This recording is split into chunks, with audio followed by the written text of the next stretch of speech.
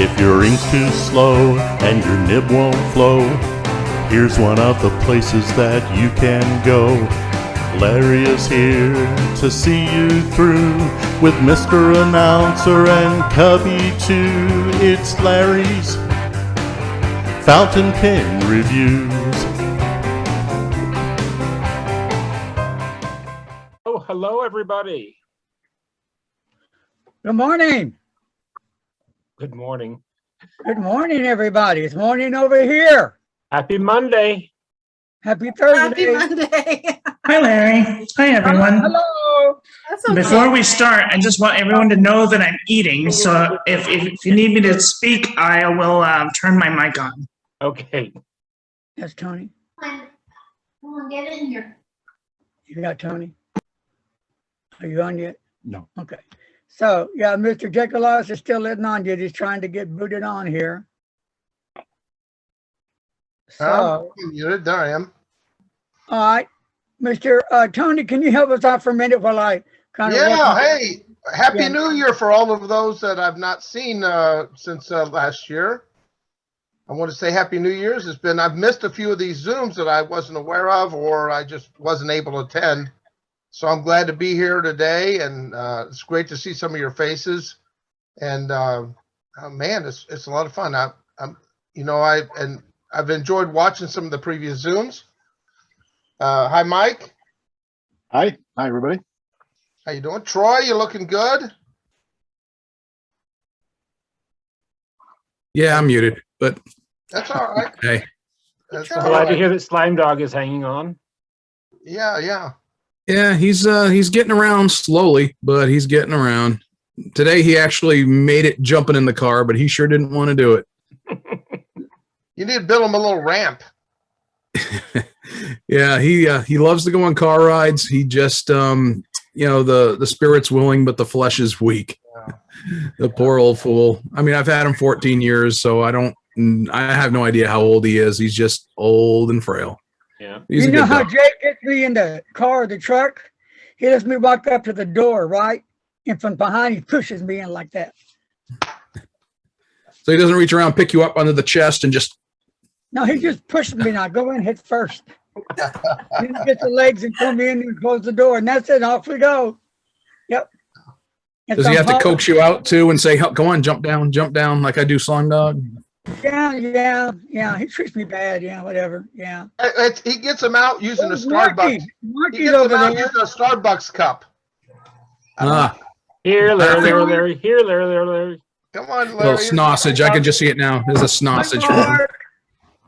It's a Marky baby play. Marky's on. Look, Marky's in the house. Yes. Hello, That's everyone. Marky. Yes. He got rid of his brother. There's no more Thanking that, friends. Mark. How's your dad doing, guys? Oh, he's great now. He's back to normal. Thank you. Thanks for asking. Yes, he's good. Yeah. Good. Mark and Frank. We have to acknowledge the long distance, guest, and that's in Maya. She's all the way from Wales. Yes. So she's muted. How are you doing, Maya? Hi, I'm at the shower yet again. We Yeah, always Maya catch was up. on a few weeks ago. She came on for a little bit. So we're glad to have you. Yeah. Definitely. Hey, Liz, have you gotten to use that pen you won? Oh, yeah, I have. Absolutely love it. Absolutely love it. And it's a really great pen. I love the feedback on it. I didn't know what feedback really meant because I've always had mostly pilot pens and stuff. So they're really, they kind of glide over the paper, but the feedback, someone had said in one of the meetings, it's like writing with a pencil, which was a perfect way to say it. And I really like that. Mm-hmm. Awesome. Yeah. Thanks for asking about it. Yeah. Well, good deal. Frank, how's the pen show was coming We're up? good. What happened? Oh yeah, pen shows this weekend. Thanks for the segue there, Tony. Yep. Are Hey, you pen show first show of 2022 is this weekend. Frank, It's at our home show. Frank, you were there this weekend or coming It's weekend? this weekend, Larry. Yeah. This weekend. 14th, 15th, and 16th. Okay. It's, phillypenshow.com. It's hosted by our friends, Franklin Christoph, Scott Franklin. Okay. Many people, many vendors are going to be there. We're going to have Vanessa. We're going to have Franklin, of course, Scott Franklin, Franklin Christoph, yours truly here, Crazy Alan. You're going to have vendors there. Pilot USA is going to be there. Coles of London, luxury brands, and many other dealers and vendors, vintage and new, modern classes, etc. So we have a full pen show planned this weekend in Philly, first of this year. If you're coming, there's no problem. You will need to wear a mask, and you also need to present a Vax card with 2 shots. A vodka. Okay. 2 shots of vodka, yes. Hey, Larry, you might adjust your camera. Right now, we're looking at your chest. I'm digging those glasses, Larry. Yeah, there you go. I like that. I'm digging those glasses too. Frank, the Vax part was not on their website the last I checked, and that was just about a week ago. So yeah, I didn't see the card part either, and I'm going to the show on Saturday. It is a city requirement, and Stan knows he's in town there. I hope to see you this weekend, Stan. The city requires dining out and all in public that you have a vaccination card, and they want to see 2 shots on there. They're aware that not everybody. That's why you won't see me there this weekend. They're not aware everybody qualifies for a booster yet, but they want to see a vaccination card. Hey, I got some questions for you guys. And it's not gonna happen overnight. It started a few days ago, and the winner that whoever's chosen will get a free shirt. Working on a new design, something totally different, something that it could be ink, it could be pens, it could be paper, it could be all 3, but maybe have some cool characters in it, Japanese monsters or some kind of monsters or space or something that's going to be interesting. The shirt has to be unusual. People have to like it.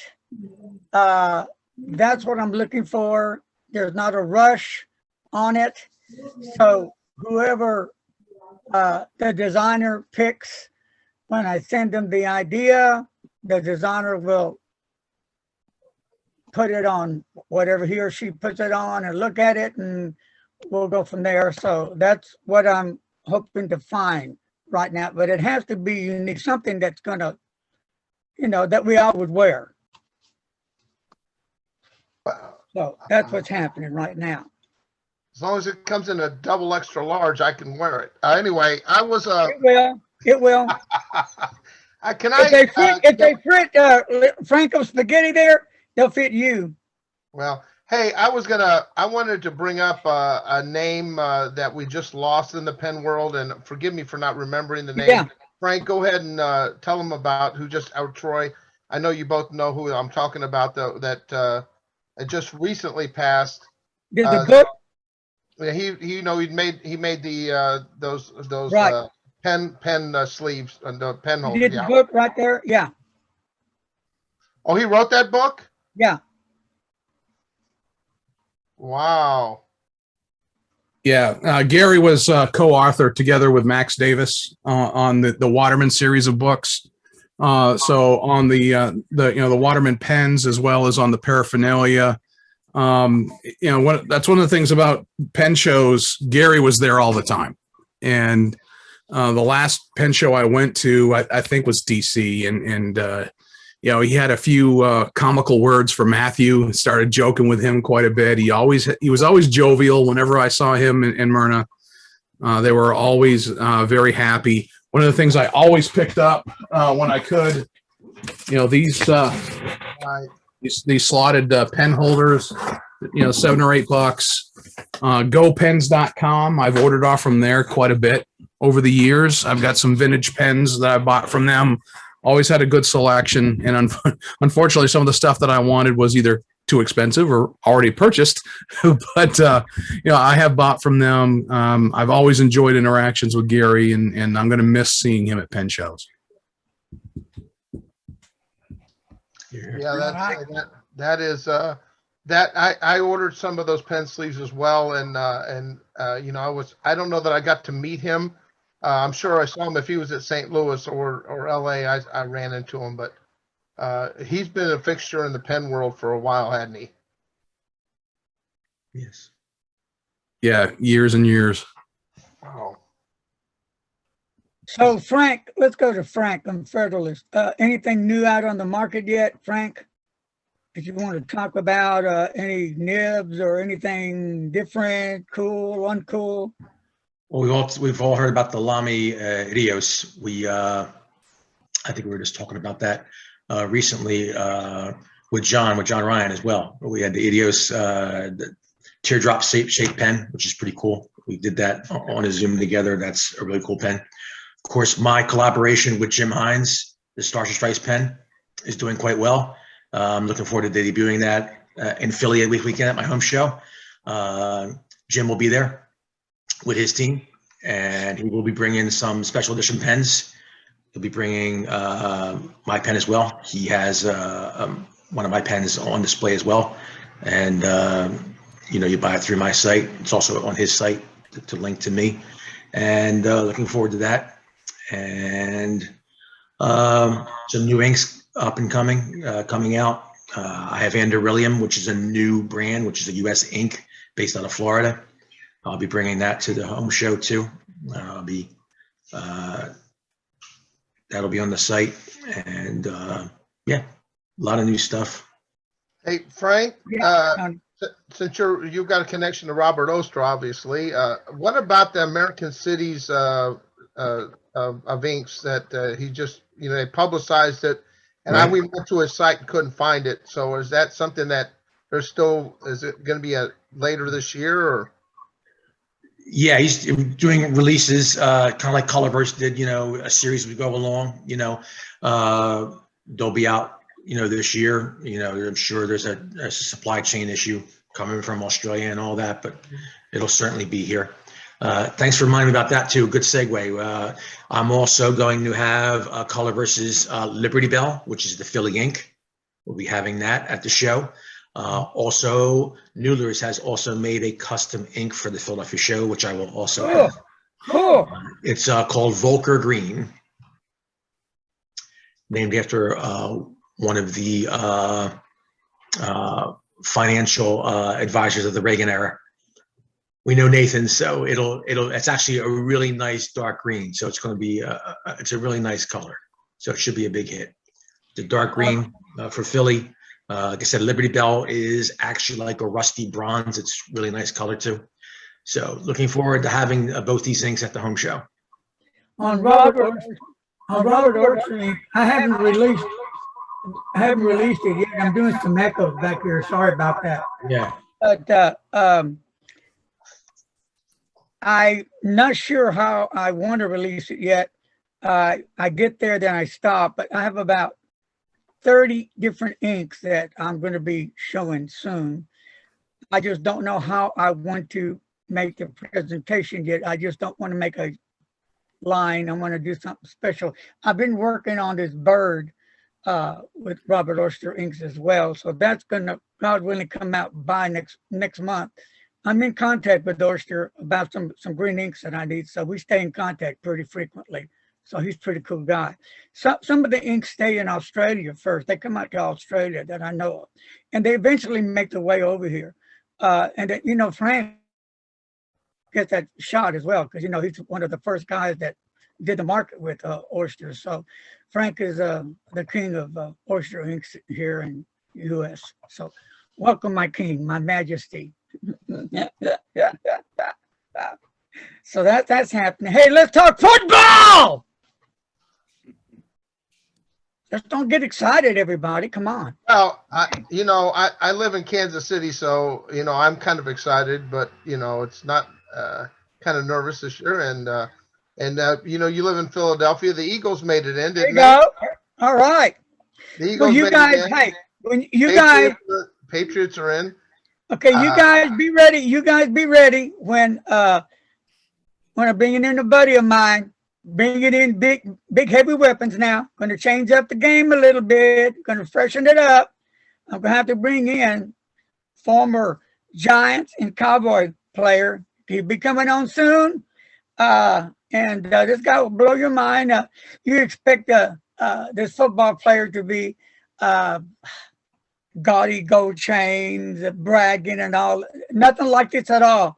This guy is just a regular human being, a decent, nice guy. Just, I'm telling you, he's just everyday Joe.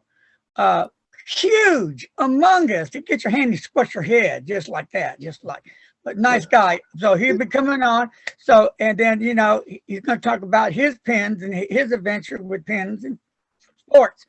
And then what we're working on right now is to bring him back with a NFL referee. Now, how many times have you had a chance to speak to a real NFL? Well, that's what we're working on. Plus, I'm talking with Jonas to see if he can get a used football that's been played in a game so the ref and him can autograph it and we can give it away on Zoom at the time they both come on to a lucky winner. So that's what's happening with that. And all this ties into pins. So, because we have people that don't like sports, that's cool. But then we have people that like sports. So that's cool. So, you know, I wanted to open the box because I'm not the kind of guy that just works inside of a box. I'm all over the place, right? So, yes, Tony. I was going to say, you know, on that point, Larry, if you look around all these little squares, we all have an occupation or something we've done for a living. Maybe it's not sports, but we're all connected because we have a passion for these writing implements. These, you know, the fountain pens, the roller balls, and I know it may surprise us that people that are professional sports, you know, athletes or heads of, you know, big corporations or whatever that they have, because I know there's another pen reviewer that interviewed Neil deGrasse Tyson, who is a astrophysicist, and he was able to show him his pens. So I'm excited that I don't know how you ran into this guy. Were you playing some backyard football and you ran into him? How'd you meet this guy? Let me tell you the story real quick. When I started going to Starbucks at this one back about, 8 years ago? Well, he comes in the store all the time. I didn't know who it was. So a friend of mine, Cindy, she came over to the table and she said, Larry, you know who that guy is? She said, that's Jonah, former New York Giants and Dallas Cowboy tackle. What? And we Google it. He's all over the place. Whoa! You don't know. He didn't come in and say, I'm this, I'm that, I'm blah, blah, blah. So she introduced me. We got talked. We became friends. And we meet a lot of mornings. And like this morning, we talked about journals. He had his journal book with him and pens. He had a Preppy, a ballpoint, and a roller ball, 3 of them. Yeah, that he carries with him. And we journal a lot. We sit across from each other and talk. So we talk almost, but he comes in there 3 days a week and we'll spend about 30, 45 minutes hanging out. Yeah. And he's got a really huge house here in Fort Worth. Down here, it's enormous, big, but he doesn't live there. He leases it out. He says, why do I want to live there? That's too much room for me, you know. So he has 2 little girls and he's got a apartment on 7th Street. So he's happy. He said, I don't need a lot. I don't ask a lot. And he takes care of his mom. That's cool. So that's how I met him. So he's not into material things. He's not into money. He's not into fame. None of that kind of stuff. He said, it's a job. You go there and you do the job. That's it. I'm no star. You're no stars. And we got talking. This guy, you have to get to know, he's a real human being, just a really nice guy, you know, the kind of guy that you need help. Hey, I'm here. What can I do for you? You know, really nice guy. So, yeah, I think I was blessed just to meet him. I've always wanted to meet one, and I met one that worked in 2 teams. So here we go. Now I got to find one for Troy and one for whoever else wants one. And so, yeah. So, well, and was that hard to do? Well, it took me long enough to ask him So I finally did. What could he say? No. So he did it. So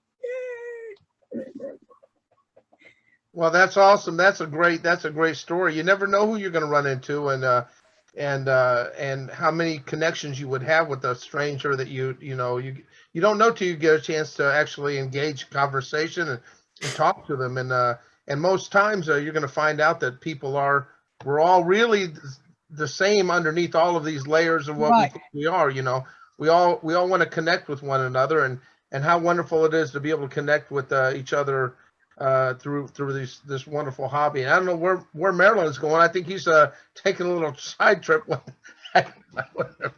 I was in the formal dining room, and now I'm in the formal living room. Well, okay. That's beautiful. You're being very formal Now I'm going to the post office, and then I'm going to go back to my room. Well, I'm going to go into my informal garage here. I'm going to go into my. hey, Troy, real quick, I watched your review on the pin, Troy. I liked it. Very good. Are you talking about the Sveen? Yeah. Oh, yeah. Very good. Oh, my God. Troy, I told you, I got the exact same one you did. Yeah, I got the gray blue. Same here.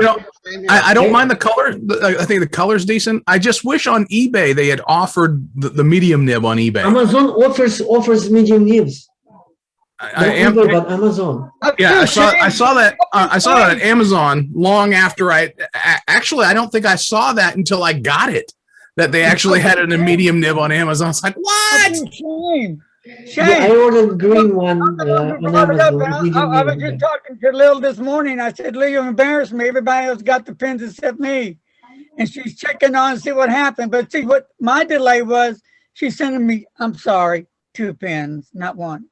I'm sorry. Yeah. I'm sorry. Cool. I'm getting the fine in the medium. I am so sorry. I'm fine with the fine. I love my fine, but I think I was more shocked with, like you said, Troy, the fact that it feels like it's a quality pen. I mean, it's the tolerances It are looks all good. quality to me. Well, Yeah. What I will say is I don't like fine nibs in general, but this is actually one of the better fine nibs I've used so far. It was smooth, it seemed quality, it wrote well, and it was very reliable. Every time I've pulled it out and used it, I have not had any issues with it. And it was one of the smoother fine nibs I think I've used in years. So that was a pleasant surprise to me. And speaking on fine nibs, I'm not really a fine nib person. I do use it because I review an extra fine nibs, but they have to be smooth and wet. I'm going to go back to the Preppy.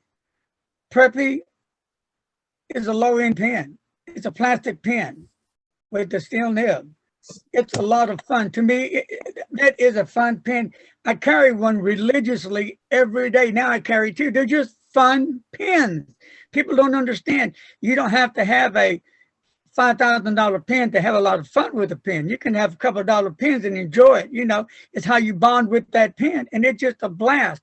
Now, let me say this about Visconti fine nibs. I was impressed with their fine nibs.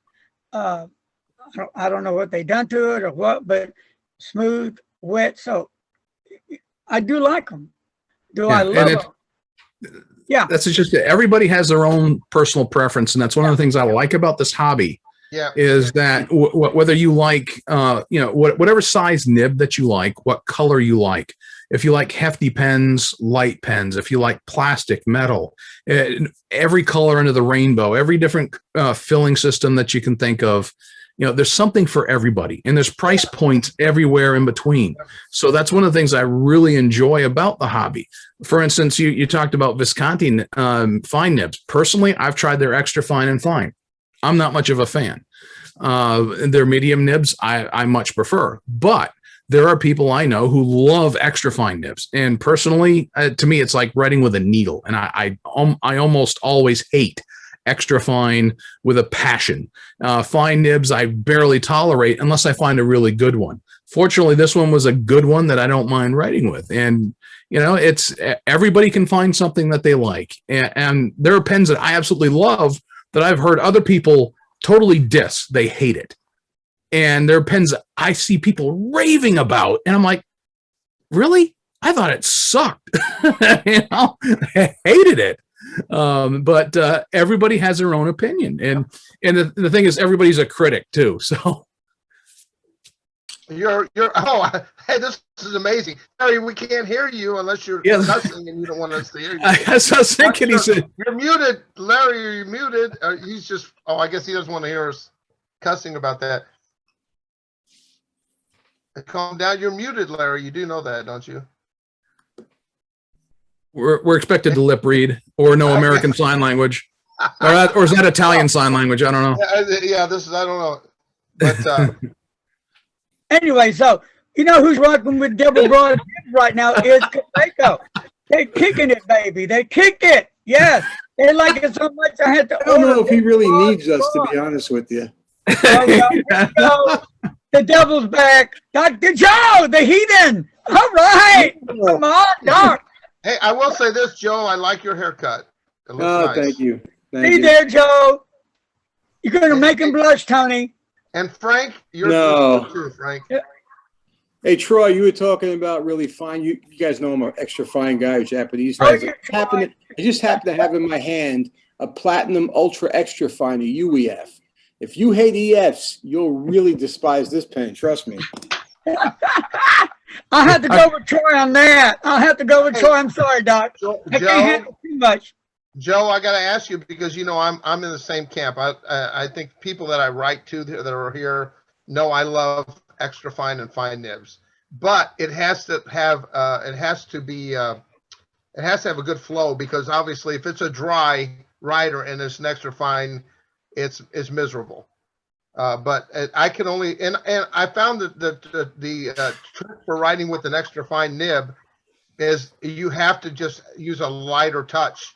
You know, if you're applying any pressure, the finer the nib, the worse it's going to be. Trust me, as fine as the tip of this nib is, it's not as nearly as fine as the dip pens I used to use. Right. But I use something like very specific purposes. I use this because if I need to write really small script and I do it with the regular EF, it'll just the loop will close off. So I'll put up with the extra feedback with this pen for certain, you know, anyway. What ink would you put in there, Doc? I'm just kidding. You know, you get 3 guesses and the first 2 don't count. Yeah, exactly. Yamabudo. As a matter of fact, I think there's some dried up Yamabudo in here now. Is that Yamabudo? What is that, Dan? Yes, sir. Is that Yamabudo? Oh, that's I tell nice. you what, I've been looking at everything that Dr. Joe does, and it looks phenomenal. And I figure, I don't have to practice. I don't have to learn anything. I get the right ink and it's just going to look good. Yep. I just got in the mail yesterday. I got my 149 inked up with it. And I got one of my most favorite pens in the world. You talk about a fine nib. This is a vintage Visconti. And if you notice that you can't see Visconti on the side, that's because it's on the top. This is an older one. Yeah. See, wow. And this has got like one of the forerunners of the lock top, but it's a Van Gogh, but it's got a gorgeous 2-tone fine gold nib in that. And I'm telling you, this thing is one of my most favorite pens in the world. Fine, and I've got Yamabudo in it, and all of a sudden I can write better. It was the ink all along. I didn't know it. Thanks, Doc. I appreciate it. Ink does make a difference. You know, I remember my first real run-in with ink. I had a Lamy 2000, which was one of my first big purchases, and I had, before that I had a Waterman Filius, and it ate any ink I put in it. Great. And when I ran out of Waterman ink, I went ahead and ordered just a bottle of Hero ink that from China, like $3, and didn't really pay much attention because I didn't know much about it. So went great in my Filius, put it in my Lamy 2000, it wrote horribly. It was terrible, horrible, no good, very bad. So I just ordered another ink. I found, a bottle of Diamine Onyx, black Onyx, for like $6 on eBay. Showed up, put it in that Lamy 2000. It wrote great. And I've had other pens where I put in some ink. Come to think of it, down in New Orleans, the store down there. Papier Plume. Papier Plume. Some of their stuff has been great. Some of it's been a little chalky. And I had a pen that wrote with an extra fine or a fine, I think it was an extra fine nib. And that ink was just horrible. It did not write whatsoever worth my while. And flush it out, put in a decent ink that flows well. It was a whole lot better. So, even with the same manufacturer, sometimes you'll get a garbage ink. And you'll get some inks that behave much better than others. So yeah, if you got a really bad flow, I learned the hard way, flush it out, try a different ink. You may get much different results. Okay, I got a few questions I want to ask. I think there's 3 of them. So, and then at the last one, Franco from Federalist Pens, when we get to the last question, it's going to be on the that new Lamy I saw. Has a gold nib, it's black. I forgot the name of it, but anyway, we're going to start out. How many people, when you first started using inks, used blotters? How many people even knew what a blotter was? I didn't. I knew what it was, but I didn't use it. Yeah. Okay. Yeah. So when I first was using a blotter, I thought you use a card or anything to blot. So I was using a card like this and blotting and blot. And it just wasn't doing nothing, until I finally found out what a blotter was. Okay, so I learned. Okay, so that was one. So what style of blotters do you all use? Do you all use those ones that have a little handle on it, or how? Yeah. Well, I got these from, Okay. I think I got these from Frank. Didn't I get these from you, Frank? I have Jay Urban's blotter paper. All I know is that I got these from somebody. Okay. And I've been using these for almost a year. It's like some type of cotton that's stuck to a card. It's the weirdest. I can't even describe what it feels like. It's almost like a piece of cloth that's stuck to a piece of card. It's very unique. And I've tried using watercolor paper. I've tried using like this taped to a card. I've tried using, this taped to a card. It's nothing like anything that. It's like super absorbent, and it has a very weird property. I've never seen it anywhere. What is that, Tony? This came out of the every one of my 7 C's and the Nanami. I got it. Yeah. That's Okay. blotter. That's blotter paper. Right, I have it. Okay. That's blotter. I don't know what blotter paper is for. I just use my It's hand the- and it makes real pretty smears and stuff. Oh my gosh. Yeah. But This I got one- a question though, because blotter is also what isn't that what Mike Ward made for Larry? Joe, if you wouldn't mind. Well, yeah, if you think about a desk, a formal desk, they would sell these leather, like desk products. They're usually rectangular. You put them on your desk and you write on them. The whole purpose of that kind of blotter is that when you're talking about the kind of work that Michael Ward does or John DeColibus does, or even myself when I was doing that kind of work, you would never want to put a single sheet of paper on a hard surface. It was always on a little bit of a cushion, not too much. And so John would tell you maybe 3 or 4 sheets of newspaper, because he always used to write on newspaper. Like, what the heck are you doing? And because it's got to do with touch. And he said something that made a lot of sense to me years later. He said, the pen should never touch the paper, only the ink. And for people with featherlight touches, they'll understand that. I don't have a featherlight touch.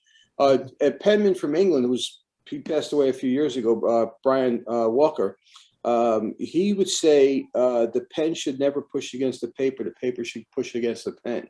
They were saying the same thing, but in different ways. And it's talking about the lightness of touch. And, I never really had to use a blotter because with the fountain pens, because I write with such a fine line. But with the calligraphy pens, the copper plate pens, I could lay down tons of ink, except I would never use a blotter because there's so much ink I'd smear it before it got absorbed, even with the really absorbent paper.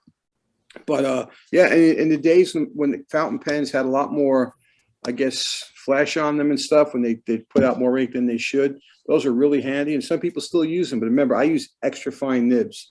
So by the time I look at it, by the time I look at it, my line is dry.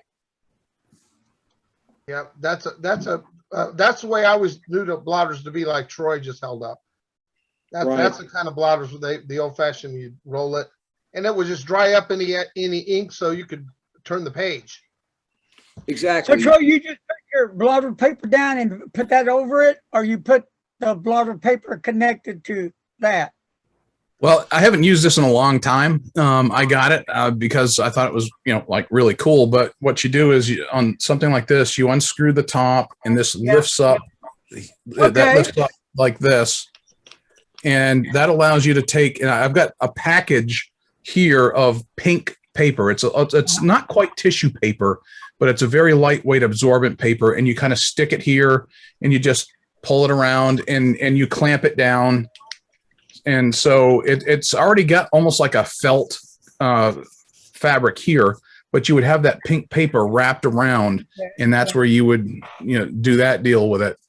But haven't used it in a long time and haven't really needed to because I just I don't smear quite as bad as I used to, just because I've gotten used to writing a lot more than I did early on. But it was one of those things. This was like from the 1920s, I think, 1910s. So I just went ahead and ordered it. I said, "Cool, why not? It'd be a cool thing to have in my collection, if nothing else." Yeah, it's certainly. Can we take a break for a minute? And we have quite a few people on. Let's take a walk around the room and let everybody introduce themselves and where you're from. We'll start with Frank Overman.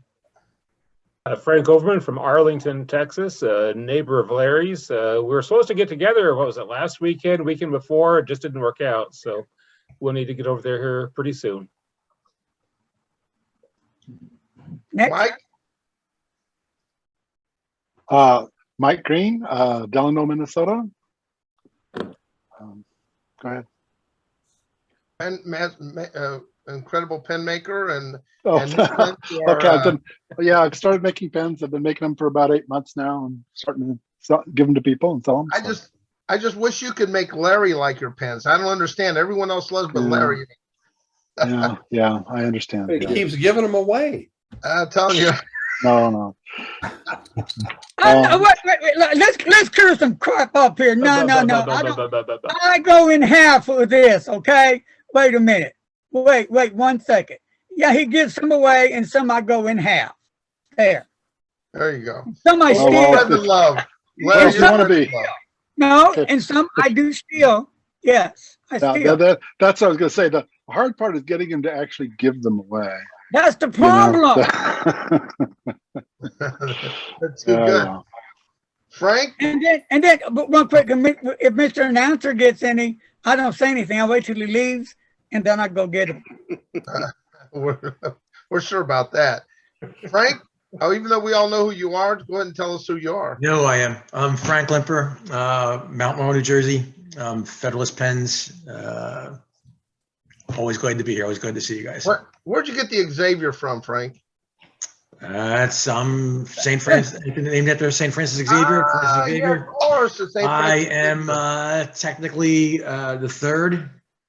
My father never went by Junior, and I never went by the third. His father has been gone a very, very long time. His father died when he was a baby, and so this was before Social Security and all. You had to have a name like that. So he was always Francis X Limper, and I'm Francis X Limper Jr. So yeah, so that's what my Social Security card says, and that's what I'm sticking with. But yeah, we're glad to see you, Frank. Did I just admit that I'm using the wrong identity publicly? Oh well.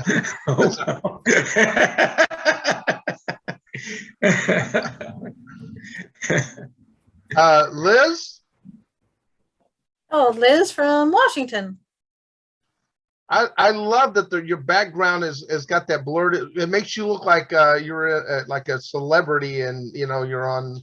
I don't know how that works. It's a cool look. Well, no, I'm down in underground here, stuck downstairs because there's a bunch of teenagers upstairs. Usually when I'm on Zoom, because they're all in college, and my niece and her friends come over and they study. My niece lives with me, so. And what's cool about Liz is that we got a lot of things in common. We love animals. Yeah, love animals. So yeah, awesome. And that's what we talk about a lot, animals and pens, animals and pens. Animals yeah. and pens.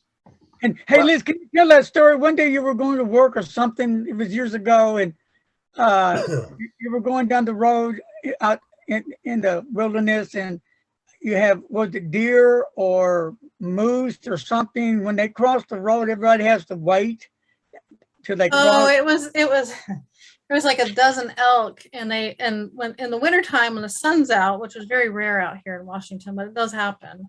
I was just telling Larry that there's this big group of elk, and they all lay in the road to get warm on the asphalt. So, which makes us go like 10 miles the other direction around the lake to have to go into town. So, I mean, you can't move them. There's like just a ton of them laying on the road. You can't move that herd of elk. So you just have to drive around the lake and go there. A horn honk won't get them up and moving.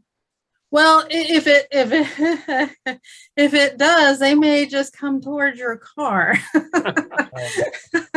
Yeah, they'll damage your car. They'll turn it over. Elk are, unless you see them in person, they're a lot bigger than people realize. So right. And they got a great lodge, by the way. I've enjoyed that. Okay.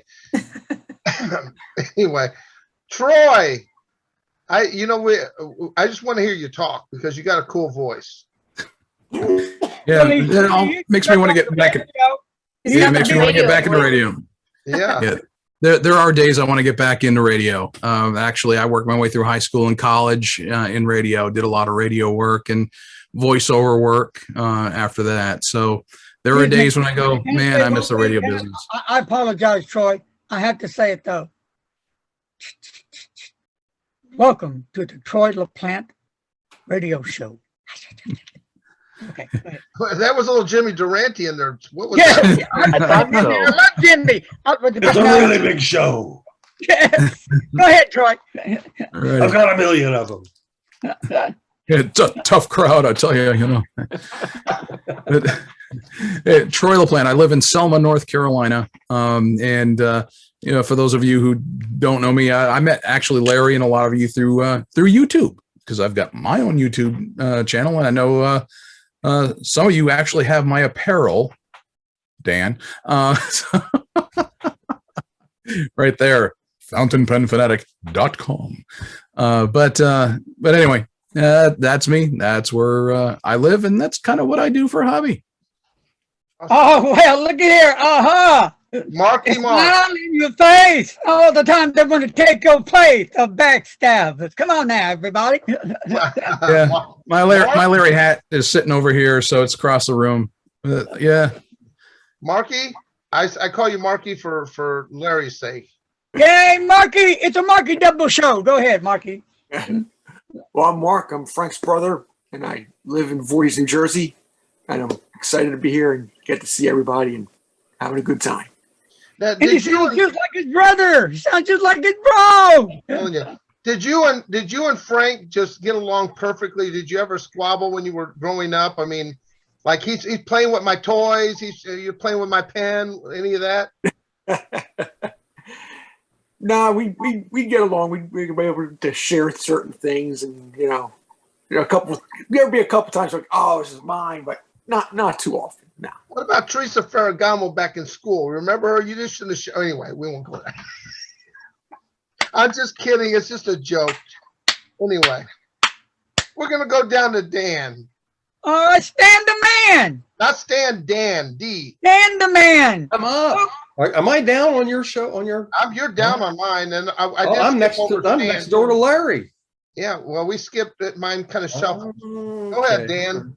Okay, I'm Dan. See, my name is underneath there, Dan, right there.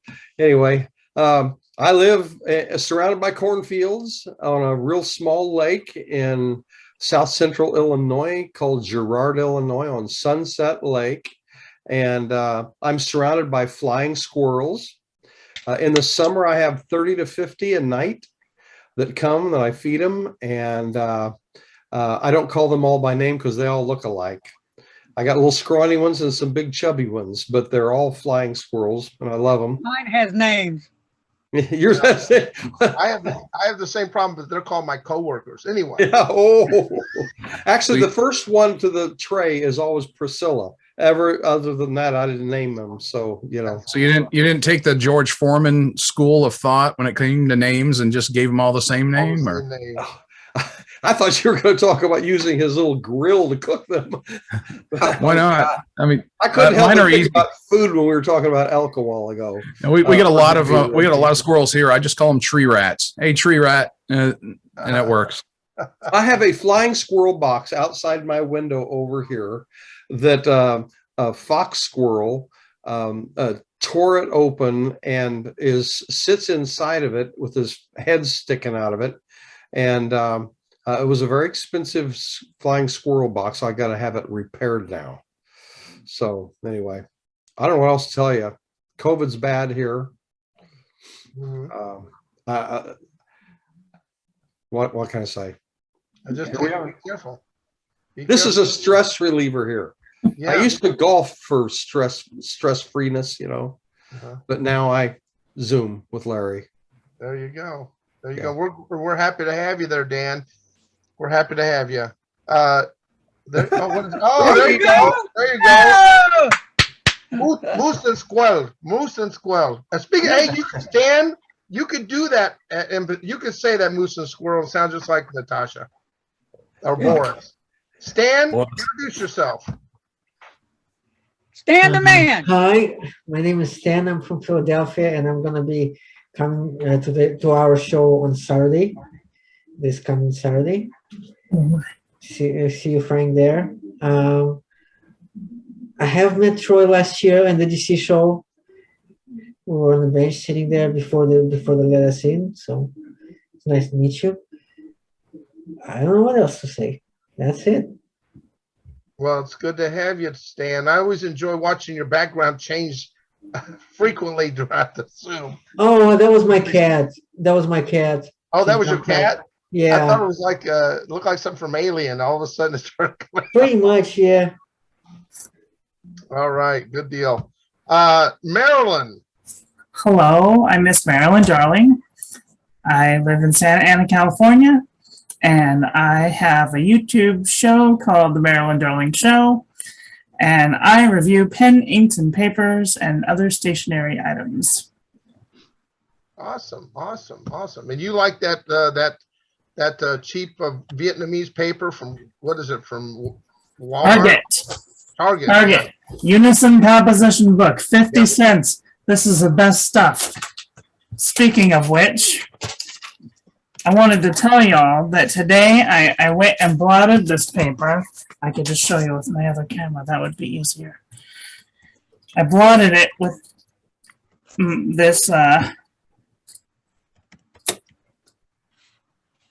today, and it kind of made the ink do different colors. But this is a really cool ink. It's called Diamine Christine. Christine? Yep. And it has a red sheen to it. Mm-hmm. It's really cool. Is that one of the series from England or Germany? Little Chris, yeah. Colt pens, yep. Like Robert and Maureen, and yeah. Can you even see the sheen? Yeah. This is a really cool ink. Lots of sheen, but if you blot it, you don't get any sheen. I just wanted to point that out. Anyway. That's really cool, Marilyn. That is really cool. Well, let's go over there to the Mr. Announcer, Jake Kelly. How are you doing? I'm doing fine. You're doing fine. Jake Harper here in Fort Worth. Larry and I are roommates, so that means I try to hide in my room as much as possible. Hey, why is it showing that you're muted, but yet I can hear you? Well, we're in the same room, so if I had mine on, it would be the echo. Okay. Oh, echo. I understand completely. So, have you been playing with the steampunk pen that you bought? Not yet, no. And I will say I just bought another pen, and it's all Troy's fault. Uh-oh, there you go. See, I'm not giving them away. See, there. What pen was that, Jake? The one that they were showing earlier, that one, yes. Okay, yeah. I want the gold one, but they don't have the gold one no more. Yeah, They're all sold out. They don't love. I noticed that they had a gold one with a blue resin underneath. I saw a picture of that as well. They have rainbow pen too now. Chris Rapp said he's got it gold. Look at Maryland. What was that? Rainbow. Wait a minute. Shut up. Rainbow pen now. What's it called again? Rainbow pen. Rainbow pen. And what did you say? It was an Asvine? Yeah, Advine. Yeah, whatever that. Yeah, her last name is spelled, I believe, Lil. Yeah. Lil maybe. I don't know. I'll see if I can get it for you, Marilyn. I'll see if I can get it for you, hon. Okay. Oh wow, that's what's the deal with this Asvine pin you guys were talking about? I saw one of you posted it. Yeah, like it's like a $32 pin or something. Yeah, $35. What's good about it? It's just a heavy overlay. See, like Troy, I know you're not a fan of overlays, but I'm extremely a big fan. No, I do love. I like overlays a lot. This one, the water drop to me, the water drop, and some of the skeleton patterns I've seen, and even like on Mont Blanc, I think some of their skeleton patterns are ugly. Yeah. But you know, it's like true story. But I look at like some of the old Waterman overlays, some of the old Conklin overlays from the 1920s, 1930s to me are absolutely gorgeous. Yeah. You know, but yeah, is that water droplet one, that skeleton, not the prettiest pattern in the world, but you know, it's still decent. But it does feel that tactile feel in your hand is pretty nice. I enjoy that. And now we know why Troy didn't win the election. Okay. He was too honest? Is that what it was? He was too honest? No, because he doesn't like those patterns. Oh, by the way, Troy failed to say that him and his family already met us. Yeah, he came before work. Yeah. Well, let's move on before you get more trouble with Troy. Let's move on with Dr. Joe. Hey, Dr. Joe, you're sitting in that big comfortable chair. You remind me of an old Tomcat kicking it back. There you go. I don't know about Tomcat. Gorilla, maybe. Tomcat, no. Joe Vitola, I'm in Augusta, Georgia. And I think I remarked one previous show. It's amazing how many pen people and pen makers are in or very near Georgia. And yeah, but it's actually Stan. You see the sign behind Stan's where he's sitting? I may have mentioned this before, but it inspired me to look up one. And this is, can you guys see that? Yep. Complaint department. Yeah, that was inspired by the image behind Stan. So I came in the other day, broken. I had to fix it, but it was a cheap piece of thing from China. But the only flaw with that, Joe, is if they take the number and leave the grenade, it's not good. I was going to say.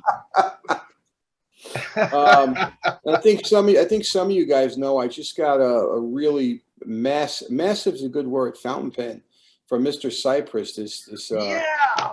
Yeah, I'll talk about it after the other people are now. I mean, if you drop this pen, you will do damage to your house. That's how it's 122 grams. That's a heavy 4.3 ounces. Yeah, I knew it was big. I knew it was heavy. Is it well balanced? No, but it's really freaking cool looking. Anyway, I'll show now, do you post that when you write with it?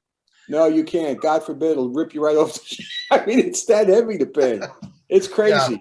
Crazy. I thought Lambros, silver pens, were heavy. This weighs 2 of them.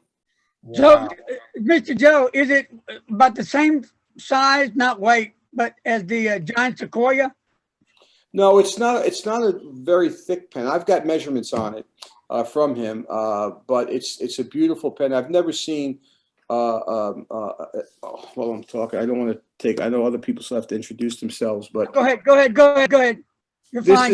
This is the pen. Can you guys see it? Wow. That is. I know, Dan. You were asking. Somebody was asking about that nib. That I had. It's a Yovo 18 karat. EF nib that I asked Jonathan Brooks to laser engrave. I got like 6 of them, and so I put that one in the pen. It's the owl, Athena's owl from I think Clash of the Titans. I think his name is Bubo. And Yes. so, but the pen is really gorgeous. It's just a steel pen, and it's freaking heavy. So, Jonathan Brooks is only a couple miles from you.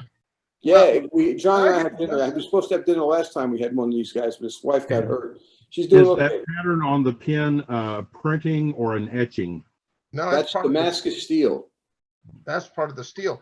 Yeah. Will that patina by chance? Will that patina? Not really. I mean, it's pretty. I mean, people worry about rust, but it's pretty good. I mean, you take care of the pen. I have other pens that actually Tim Cullen made that has Damascus steel clips and no, I had no trouble with them. So. Well, they're beautiful, and I can't wait to come back to you and talk to you about that other one as well. Yeah. Tina, why don't you introduce yourself? I just finished up your letter, I think. Actually, just got it in the mail today. Oh, wonderful. Well, that's how fast I am. Yeah, you're amazing. And the artwork is lovely. Oh, thank you. I I am appreciate that. Tina, and I'm outside of Chicago. I actually teach downtown, and I have some of my kids using fountain pens in class. Awesome. Awesome. You teach downtown Chicago?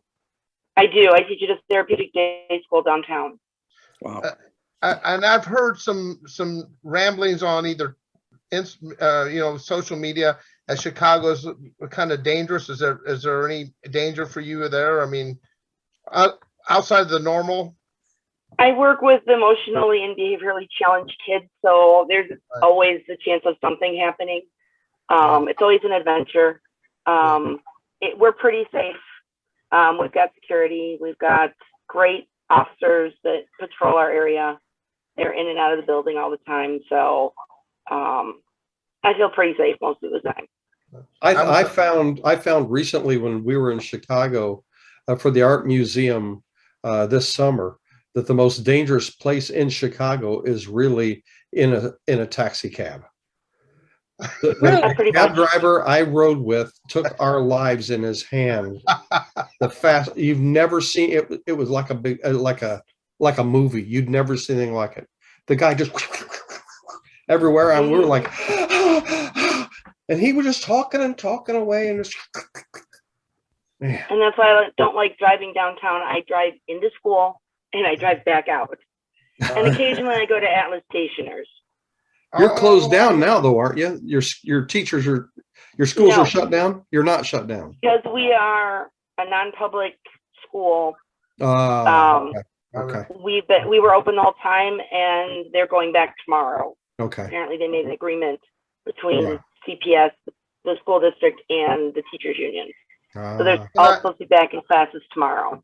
Can I say I applaud you, Tina, for the work you do with those children, because I know that's not, most people that get that education degree want the easy job going there teaching kids. Well, nothing's easy anymore with teaching kids, but to have to deal with children with special needs like that, it takes a pretty strong person, and I applaud you for that. Well, I appreciate that. Thank you. So, all right, and I'm glad to hear you're passing on the fountain pen hobby to those students. That's pretty cool. That really is. Maya, I know you just got. Are you dry yet and dressed? Well, I mean, I've got my dressing gown on, but I've still got a towel on my head. So, yes, you're not going to see me for a while. So you've got my nice teapot with a little writing desk teapot. I should have bought that. Really should have. That's a cool thing. Yeah. I'm most excited. Next week is a stamp issue. This one will interest Larry. It's the Rolling Stone. Rolling Stone stamp. Rolling Stone. Wow, cool. Yeah, so I'll it'll come out next Thursday. I think they've got images of the band playing live here, there, and everywhere. So they'll come out next week. Yeah, remind me. Send me a message. Yeah, remind me. I gotta stay tuned for that one. Well, is that coming out in England or the U.S. or what? It's in the United Kingdom. Okay, Yeah, not here, not here. We won't get it. Send me one, Maya. Maya, send me one. I'll give you $5. I will. I mean, I'll probably buy them next week. Hey, by the way, I did order me an AC/DC shirt on the new ones. Okay. So yeah, I mean, I've got the last music issue was Queen, I think, or was it? No, it was to Paul McCartney. Then it was Queen. Then it was Elton John. Yeah. Pink Floyd. And then there was an issue for David Bowie as well. So I've still got a few of those. Oh, I want to wait for the Benny Hill stamp. That's what I want. Hey, Benny's cool. I mean, I've got some comedians on stamps. I think I've still got Morecambe and Wise. Now, Eric Morecambe played. I mean, I can't remember the episode that well, but I think he played the piano, and there was Andre Previn there. Wow. And well, let's just say, Andrew Previn said something like, "You're not playing the right music," or "It's whatever." And the response was like, "He's playing all the right notes, but not necessarily in the right order." That's funny. I mean, it's a classic. It should be on. I mean, you could easily look it up on YouTube or something. It'll be there. Maya, are you familiar with the Goon Show? Oh yeah. I mean, there's a radio program I listen to, and it's got some of the Goonies in it, and it was hosted by the jazz musician Humphrey Littleton, and the show is called "I'm Sorry, I Haven't a Clue." And I mean, they play on words, they sing songs to a different tune, and they just play on a lot on words and double entendres. It's now hosted, I think, by Jack D. But I mean, they have comedians on. They've got they had Graham Greene, Tim Taylor on, and I can't think of the others at the moment. My favorite British sitcom is Are You Being Served? I don't know if any of you heard of it. Oh yes, that's good. It's hysterical. I agree. Exactly. Oh, I've just seen. I just have a celebrity sighting. Jack Nicholson has appeared in Frank's house now and is on. I'm looking at Larry over there and them great sunglasses. I figured, okay, it's time to get mine out.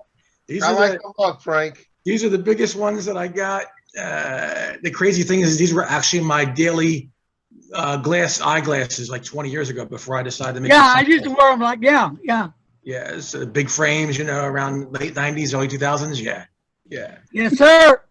And they're still cool, I think. You know what? They always told me if you wear sunglasses on stage, you'll look 10 years younger, right, when I'm performing. So I thought, well, I can do that. So I got some sunglasses. The problem is I've got prescriptions. So the sunglasses, I couldn't read the I mean, I know what the keys are, but I couldn't change the patches on my keyboard in between songs. So I'd have to take the sunglasses off, put my glasses on. It didn't work. You can get prescription sunglasses. You're right. I need to do that. I mean, I wear two pair to make me look 20 years younger. No, okay. It's going to take more than that. It's going to take more than that, I'm afraid. Oh, my. So we have other Penn shows that are scheduled to come up, I guess, after Philadelphia. Is that correct, Frank? Oh, yeah. We got Baltimore mid-March. Same location as previous, as in 19. Tinicum, Maryland. Bert Ozer runs that, Bertram Thinkwell. Long Island is going to run in April, first weekend of April at Hofstra University, where that is always run. Isn't that Mike Bloom's show? Does he still run that? Yep, exactly. Yeah, looking forward to that. What? You're not coming to California? I'm not. I'm sorry.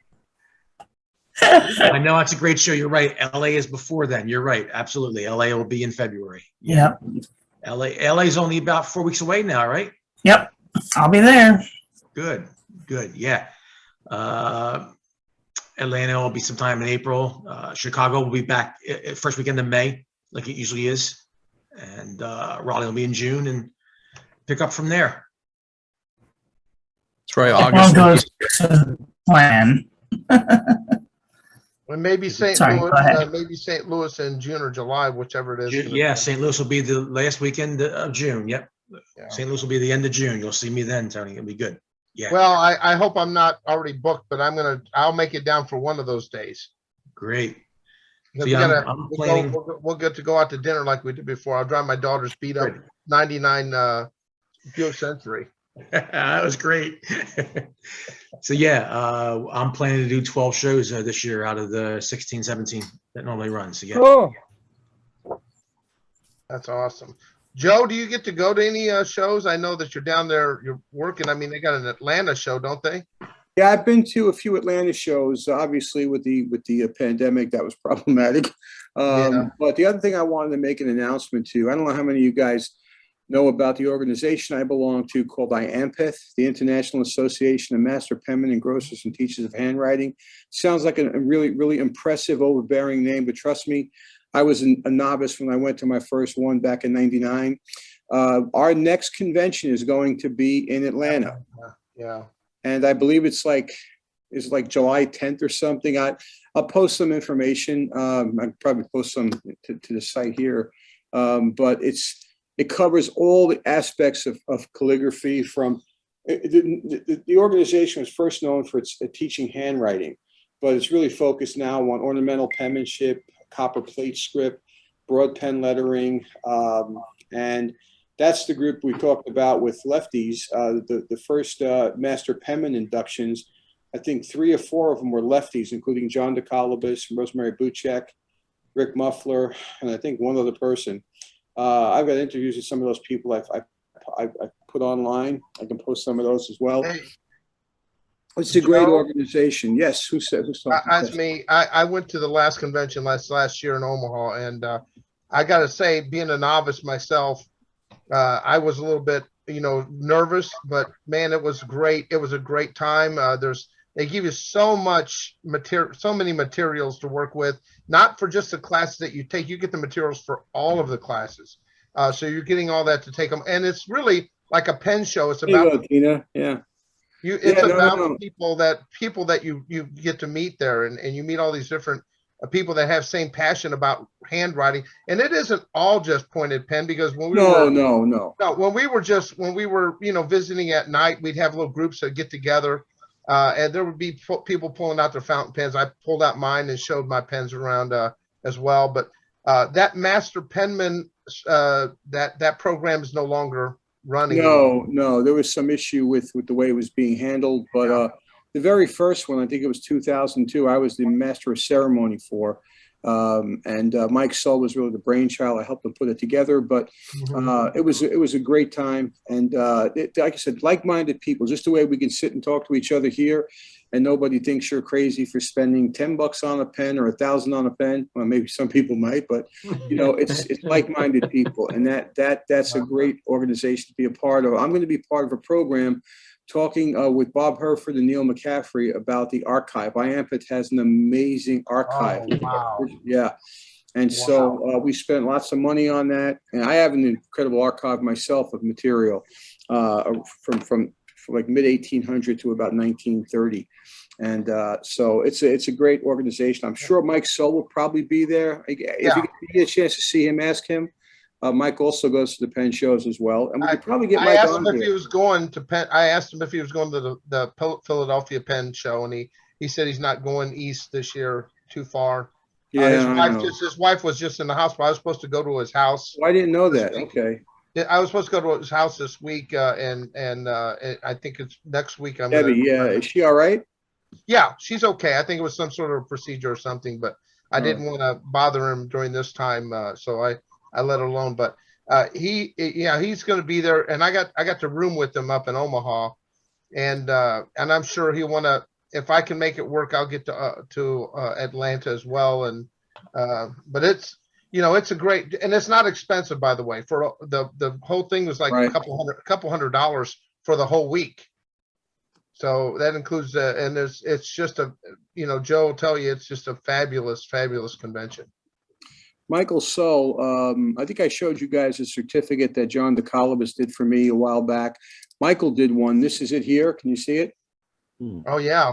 Beautiful. Wow. Yeah, That I is tell you this. beautiful. I think what happened here is when Michael did this for me, they forgot they dedicated the convention to me like 4 years ago. So I got 2 of them. So I wasn't arguing, you know. But anyway, yeah, Michael's Gorgeous. fabulous. Yes. Yeah, fabulous. I showed you the one that John did for me, which is the arrow and the dental handpiece. And so if you want to get a chance to look at that's why I put that book out for free, because those guys helped me so much.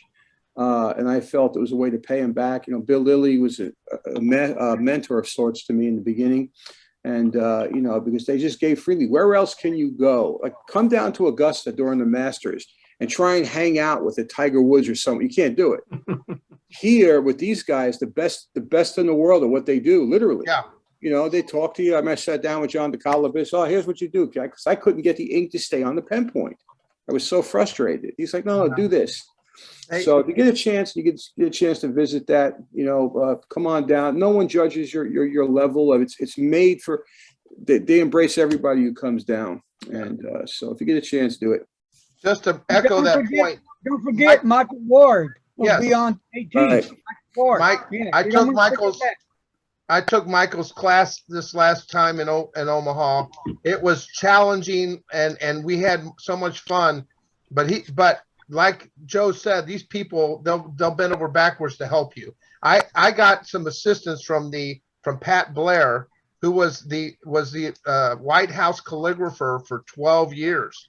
Right. She worked in the White House, and she was there, and we had a nice long talk, and I was showing her some of my work, and she was very nice and helpful and just incredible. She's just a fabulous calligrapher. Rick Muffler, who recently passed away, a buddy of mine. He was one of the resident White House calligraphers for like 30 years. And what I used to like, I never abused the privilege, but I always liked the fact that I could pick up a phone and call the White House and somebody would answer the phone that knows me. You know, I never took advantage. I wanted to go there and get a personal tour, but it was pretty cool. It was a pretty cool gig he had. I remember one convention, he had to leave because it had something to do with Jimmy Carter and the Camp David Accords and something like that. So they wanted somebody to just go there and write this stuff up for them. It's pretty cool.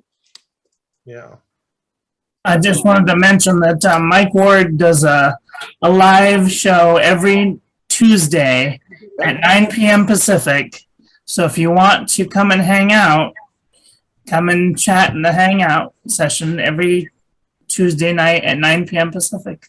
Mr. M.G. Ward, if I can share this with you.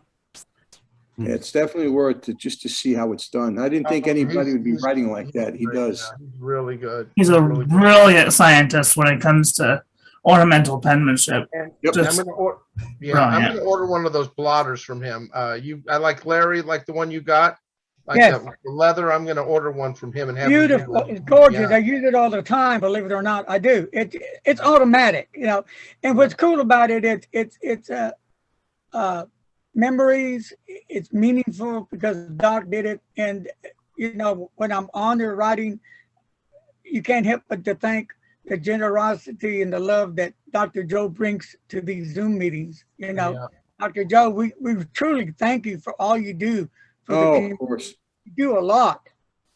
If you order one of those things from Michael, he will basically put, he designs your name in ornamental script. And I'll share one more image with you. And this is the one he did for me. I commissioned him to do this. And you can see it's a leather blotter. That's all it is. It goes on your desk and you write on it. But, you know, he did that.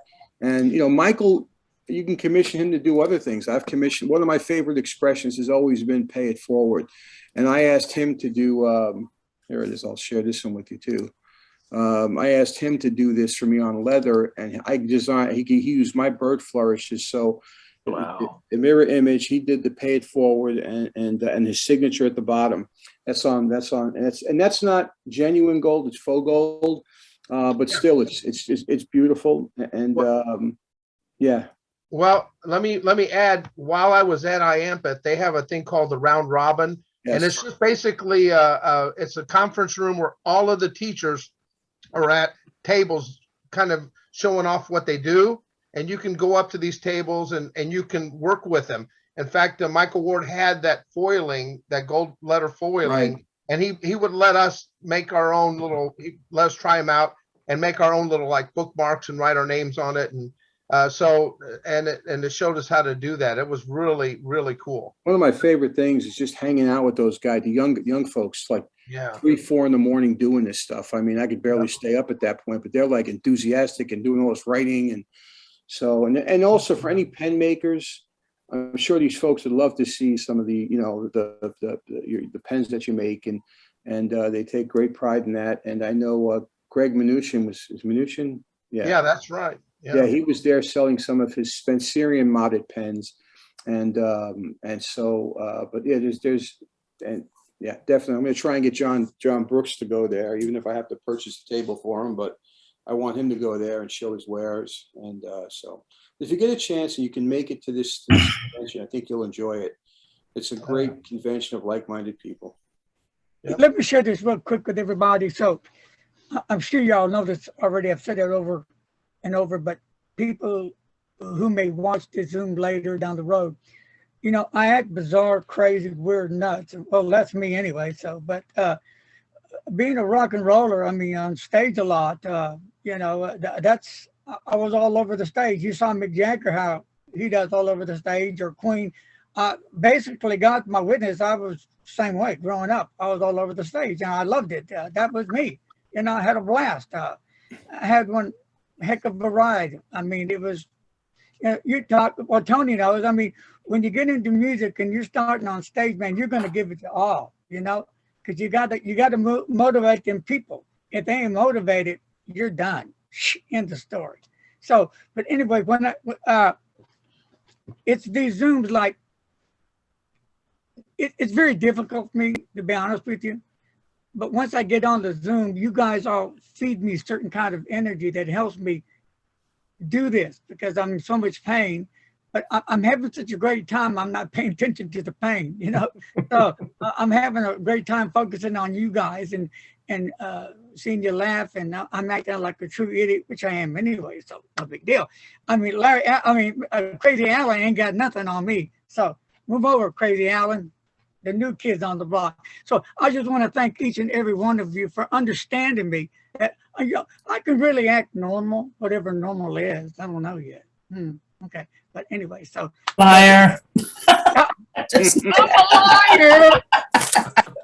So Frank, I want to thank you, Frank. Frank, you've been there for day one for me. And what's cool about Frank reaches out and he looks for different kind of things when he buys, like pens and inks and stuff like that, because he's looking for things that other people don't carry. So there's that little white pen. I forgot the name of it. It's a Turkish pen. Remember that name?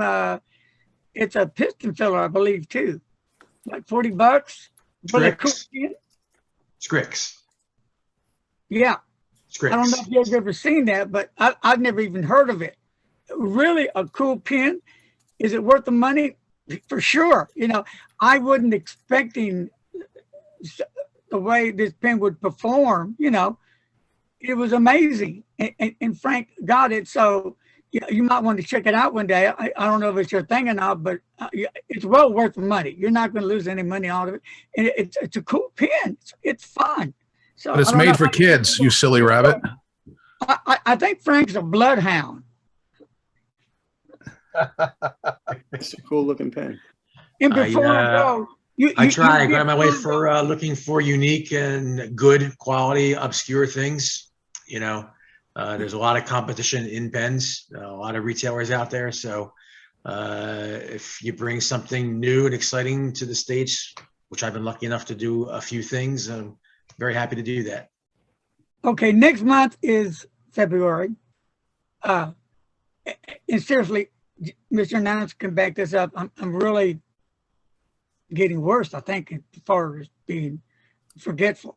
It's kind of scary, but next month is Valentine's, right? So the whole month of next month, when we have a Zoom meeting, some person is going to win something from somebody. And the stores that are going to be chosen are the people that appear on Zoom, like Frank from Federalist Pens. We're supposed to talk about this a long time ago, but I forgot.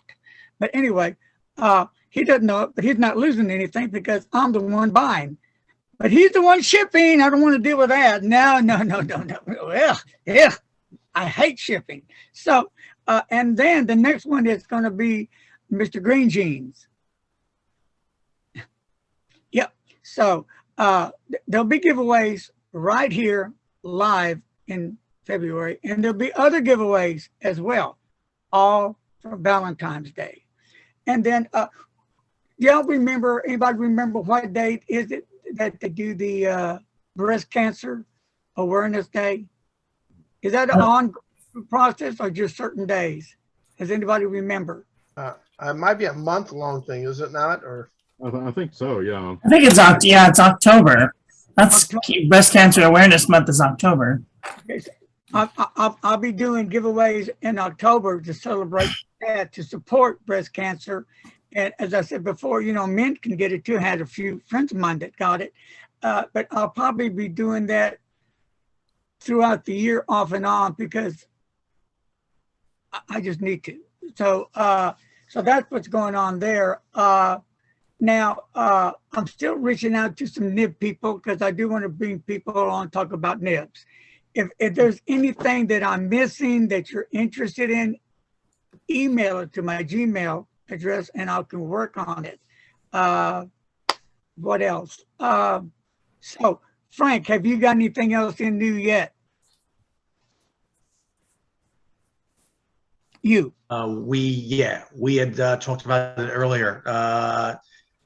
Some new ink brands, like I mentioned, Enderilium. I'm talking with another brand out in Europe, I think in Poland or Romania, who solicited me, and I'm in the process of looking at that and getting some samples, you know, and see what I think about it. And put out the Lamy, the Idios pen. What about that Lamy, the one I was asking about, that black one with the gold nib? The CC pen? I guess, yeah. No clip, little roll No, stop. it had the clip. Lamy. It's like a $500-600 pen. It's black. I'll have to send you a picture of it again. I touched on it a few weeks ago. Okay, I'm pretty sure it's the CC. Yeah. It's a beautiful pen. I've never seen anything like that one. The way it was designed. You know, it's black. I think it may have some gold trim. I'm not sure. Got a gold nib, clip. It's just gorgeous pen, Lamy. You know, I liked it when I saw it. Bam! First thing that went off in my mind was Franco. There, bam! Yeah. So, and you know, Franco and I have this thing that he really knows the kind of pens I like. He carries this one special pen that I don't have to say anything because when it comes out, order it. Bam! Ordered. Then he sends me a bill. Bam! Pay it. Oh! Even the vendor knows to send you one. It's like, am I sending this to Larry? Yeah, I appreciate it because I love them so much. I really do. They're one of my favorites, and you know that, Frank. So thank you for that. You know, because you know, it saves me the problem of getting a hold of Frank. Frank, I want this. Well, what color? And Frank, just send me whatever you feel like it. I don't care if it's blue, red, orange. You just send it. What size nib? Just send me a bit. Okay, shut up, Larry. Here, it's on the way. Okay. I'm very guys, I shared a link to another pen maker that's here in Georgia. I met him one night with Jonathan Brooks. His name is Brian Weaver. He goes by Iron Feather Creative. He does uses a lot of John's blanks, but what he does is goes in with tools and carves them into different shapes. And it's interesting. He was actually one of the metalsmiths on what's that thing, Forged in Fire. So yeah, there you go. Thank you, Marilyn. And you can see he's doing some type of scroll work pattern up there. And I thought he was a vendor in DC this last show. I thought he might have been. I haven't spoken to Brian in quite a while. Yeah, but he does. I mean, that's a lot of work. Some of these guys have is just amazing to me. I don't have it anymore. Oh, that's a beautiful pen there. I like that one. Yeah. I'm not even sure what the price range is. Somebody else may know it, but I don't know what his prices range. And but like I said, he was also a competitor on that Forged in Fire. and he's got this ability to work through a vision on something and have it, you know, I guess that's a hummingbird. I think, yeah, hummingbird. There's. Holy bucket! Yeah. It actually swallowed my tongue. Miss Marilyn, think about this though. $415 for that. Oh, I thought it was 400,000. Sorry. No, 415. I thought I saw a comma there. I was like, wait. No, just the amount of work to do that kind of. That's 4,000. That's a really good price for that. Is that 4,000? Or No, 400? 400. Okay. The other one, and there's a few other examples on the site, but that one, yeah, there's a, what's that one? Is that a, oh, it's some type of flower and a butterfly. I think. Yeah, what's the, yeah, see the prices on those, that's $525. So if you watched the videos of him doing this, it's pretty impressive. And, you know, I think what happens, go ahead. I'm sorry. Yeah, he's in Aiken too. I know Jonathan's out of Aiken. I've been down there a bunch of times. I actually had a friend of the family in Aiken. It's a beautiful town. Yeah, yeah. And, you know, like I said, we try to put some of this stuff together where we all get together and meet. This is a very subtle pen with the feather on there, but if you get a chance to explore it, you know, I buy so many different pens. I don't own any of his pens yet, just like Mike's. At some point I will. Just give me time to get around to it. But it's worth looking at because the amount of workmanship that goes into it.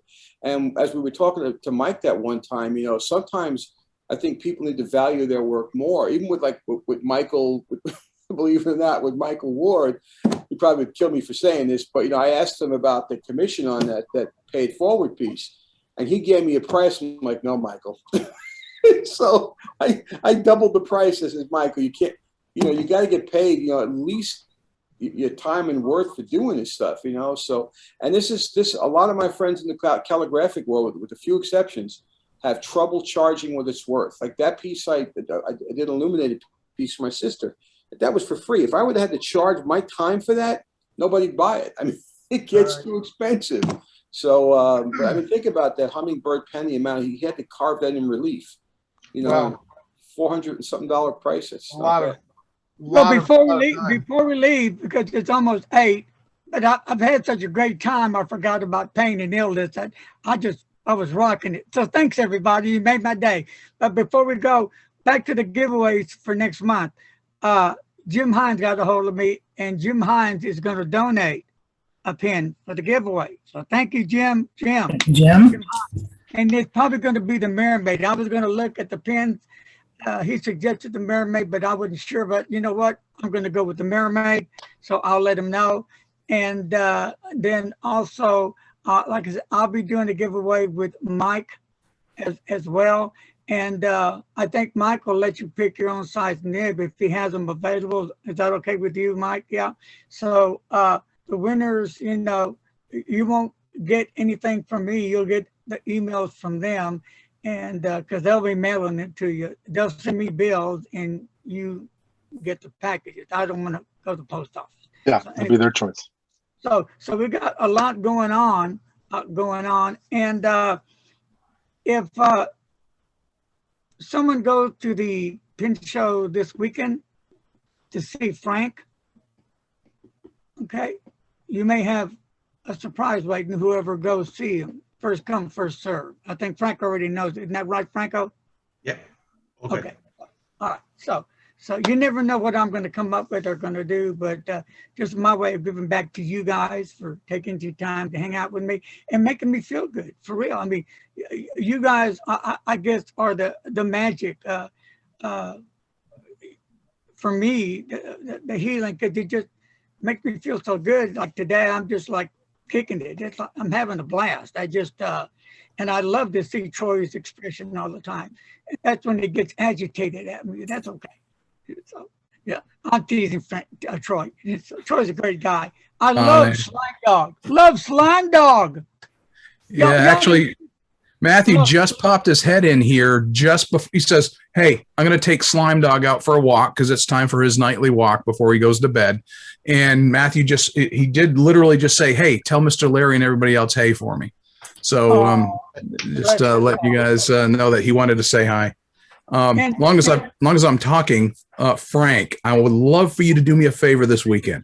You remember the pen that we talked about, the Monograppa that I was trying to get you to get for me? If you run across Kenro, and I know that they often have their the clearance table, or if you happen to see one, if you can find one anywhere, I'll be glad. Yeah, I'll be glad to let you be my vendor for it. Which Monte Grappa are you looking for, Troy? The 10 Commandments. Yeah, beautiful. Right, and they're officially I sold waited. out. Yeah, I waited too long to buy it. When it first came out, I had my eyes on it. I said, I like it, I want it, but I just didn't feel like spending the cash at the time. I said, we'll see. It'll probably be around for a while. No. So, and all these vendors that I saw that kept having them on their site, I was like, all right, yeah, I'll eventually do it. When I went to go pull the trigger, everybody was sold out. So, but if you happen to run across one, I'm still interested in getting one. Okay, we're fixing to go. I'm going to leave these words for you. My baby squirrels, okay, they eat 3 times a day, and they get the corn feed, they get pecans, they get corn on the cob. Dan sent me some squirrel feeders, and they love it. So they get all this kind of food, and then they get grapes and carrots and strawberries, and they get not okra but broccoli. Yeah, they like broccoli. I feed them that, and they get the fresh water 3 times a day. If it's too cold, I make sure it's lukewarm, so I don't want them to freeze. And then I got to put some like little sheets or something so they can wrap up. So, and there's one that's so fat he kind of waddles. That's Sam. He eats too much. I already told him, Sam, cut back. So, and then, and they get peanuts. We get these big, giant 20, 30 gallons of peanuts. And the birds really love them too. But the bluebirds feast on them. Bluebirds love them. They come down for them. Yeah. And the squirrels get upset because they're taking their stuff. So anyway, so we're going to end tonight. But again, thanks to each and every one of you for joining me tonight. You guys are like dynamite. So we're going to let Mr. Dan end it with a prayer, and a special prayer because there's a friend of mine in the Penn community that needs special prayer.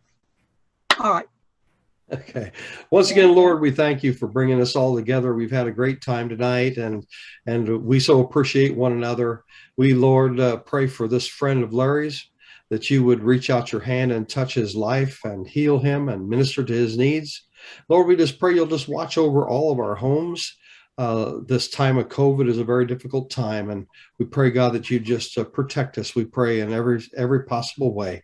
We thank you now in Jesus' name. Amen. Amen. Amen. All right. Amen. We are done. So we will see you the next time around. Don't forget, Mike's be coming on soon. So let's give Mike some support here, buddy. It's going to be a ride for sure. What I've been waiting for. Thanks, guys. Take care. Joe, thanks for making it. Tony, Dan, Frank. Bye-bye.